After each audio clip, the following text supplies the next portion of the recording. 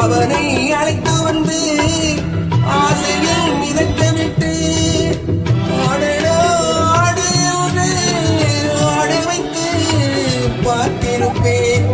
அவனை அழைத்து வந்து ஆசையில் மிதக்க விட்டு ஆடடா ஆடு என்று ஆட வைத்து பார்த்திருப்பேன். படுவான் துடித்திடுவான் பட்டதே போது என்பான். படுவான் துடித்திடுவான் பட்டதே போது என்பான். பாவியவன் பெண் குலத்தை படைக்காமல் நிறுத்தி வைப்பான். கடவுள் மனிதனாக பிறக்கவே